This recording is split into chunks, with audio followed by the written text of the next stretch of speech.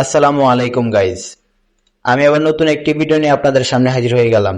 তো আজকের ভিডিওটায় আপনারা দেখে বুঝতে পারছেন যে পিক্সেল ল্যাব অ্যাপের মধ্যে কিভাবে পিএলপি ফাইল অ্যাড করা যায়। তো আমরা দেরি না করে পিক্সেল ল্যাব অ্যাপের মধ্যে চলে যাচ্ছি। আপনারা পিক্সেল ল্যাব অ্যাপটি প্লে স্টোর থেকে ইনস্টল করে নেবেন। প্লে স্টোরের মধ্যে গিয়ে পিক্সেল ল্যাব অ্যাপ লিখে সার্চ করলে পিক্সেল ল্যাব অ্যাপ চলে আসবে। তো পিক্সেল ল্যাব অ্যাপটি আমরা প্রথমত ওপেন করে নিচ্ছি। পিক্সেল ল্যাব অ্যাপটি ওপেন করার পরে এমন একটি ইন্টারফেস শো করবে। যদি অ্যালাউ চায় বা আপনারা অ্যালাউ দিয়ে দিবেন। যেহেতু আমি একবার ওপেন করেছি এই জন্য অ্যালাউ চাচ্ছে না। আপনারা কি করবেন, উপরের দিকে দেখেন থ্রি ডট অপশন, থ্রি ডটের মধ্যে ট্যাপ করে দিবেন। দেওয়ার পর এখানের মধ্যে দেখেন open PLP file, open PLP ফাইলের মধ্যে ট্যাপ করে দিবেন। তো ওপেন পিএলপি ফাইলের মধ্যে ট্যাপ করে দিলে এরকম একটি ইন্টারফেস শো করবে। যেহেতু আমি আগে পিএলপি ফাইল অ্যাড করেছি এই জন্য এগুলো শো করতেছি। তো দেখেন এই যে এখানে দেখেন মানে পিএলপি ফাইল অ্যাড হয় নাই। আমি যেহেতু এটা তৈরি করছি নিজের হাতে, এখানে তৈরি করছি এই জন্য এটা দেখাইতেছে এখানে। কিন্তু দেখেন বাকিগুলো কিন্তু দেখাইতেছে না। বাকিগুলো কালা কালা দেখা যাচ্ছে। তার মানে কি আমার এখানে পিএলপি ফাইলটি সাপোর্টেড না। দেখেন এই যে পিএলপি ফাইল অ্যাড করার জন্য উপরের দিকে দেখেন পিএলপি লেখা, এর মধ্যে ট্যাপ করে দিবেন। দেওয়ার পর এখানের মধ্যে এরোটার মধ্যে ট্যাপ করে দিবেন।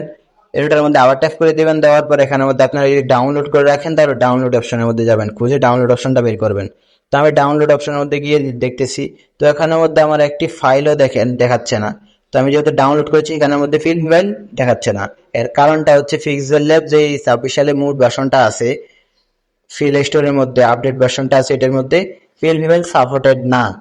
তো এই জন্য আমরা কি করতে হবে, আমরা একটি পিক্সেল ল্যাব ডাউনলোড করে নিতে হবে। এর জন্য আপনারা চাইলে গুগল ক্রোম থেকে পিক্সেল ল্যাব লিখে ডাউনলোড করে নিতে পারেন। পিক্সেল ল্যাব লিখে সার্চ করবেন, পিক্সেল ল্যাব মুড এফএকে লিখে সার্চ করবেন, আর ওইখান থেকে চাইলে ডাউনলোড করে নিতে পারেন, বা আমার ডেসক্রিপশন বক্সে লিঙ্ক দেওয়া থাকবে, চাইলে এখান থেকে ডাউনলোড করে নিতে পারেন। তো আমরা অন্য একটি পিক্সেল ল্যাব দিয়ে দেখাচ্ছি কিভাবে অ্যাড করবেন। তো আমরা পিক্সেল ল্যাব অ্যাপটি ওপেন করে নিচ্ছি। পিক্সেল ল্যাব অ্যাপটি ওপেন করে নেওয়ার পর আপনারা কি করবেন, এই যে উপরের দিকে দেখেন থ্রি ডট অপশন দেখতেছেন, এটার মধ্যে ট্যাপ করে দেবেন। দেওয়ার পর আগের প্রসেস ওপেন পিএলপি ফাইল, এটার মধ্যে ট্যাপ করে দেবেন।